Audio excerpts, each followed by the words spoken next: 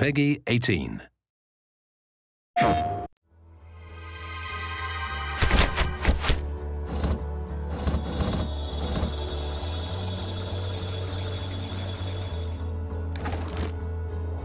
We wanted to have a big world for Watch Dogs, and it is. I mean, you can drive a very fast vehicle and cross the city, and we wanted to keep all the details and all the density of the city as you crossed it, and at 200 miles an hour. But more importantly, we wanted to have a deep city. We wanted depth. We wanted a lot of density.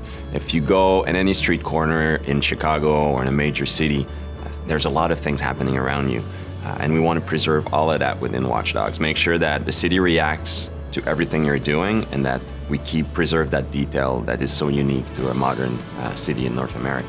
So at the heart, it's the same game's vision, right? We're starting from a vision, and then Disrupt is a very scalable technology, very scalable game engine.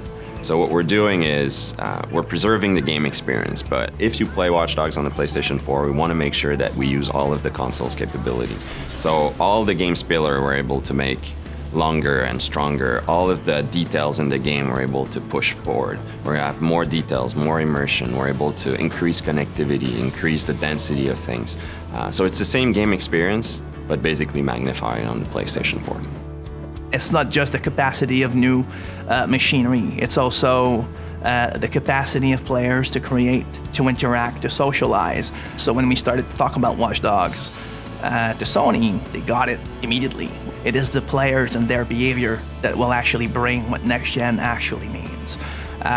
We're starting to make a machine that has to acknowledge how our society works, how our people interact with each other, how they play with each other. One of the things that we realized when we look at the PlayStation 4 is I think a lot of the things driving decisions for Sony were in line with some of the decisions that we were taking on Watch Dogs. I mean, Watch Dogs, one of our core pillars is connectivity.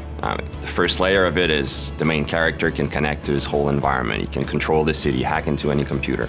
But the game itself, we're applying it to the game. So the game is connected in many ways. So we want the player to be able to connect to Watch Dogs even through his mobile, be able to play directly with people who are on their console, who are on their PlayStation 4, even if he's on the bus. Basically being able to be attached to our game world, even when he steps out of the living room. We are definitely in Watch Dogs exploring a very new way of expressing what online could be, what it means to be connected, especially in a game where connectivity is at the heart of it. We want the player to be surprised when he meets other players. We want him to be able to go from single player to multiplayer without having to go through a lobby, to menus, to various game settings. We wanted things to be natural. We want him to go to breach the wall between single player and multiplayer, if you want. I like to say that the best moments in Watch Dogs, the player is going to create them, and those are the moments we want him to go. When he goes to the office or at school the day afterwards, we want him to talk about it with his friends, right? Well, now if we're able to share a clip of that, it's even more concrete. It's your clip. You created that wow moment, and you can share a video of it. I feel like games are there to enable people to create, to think, to wonder.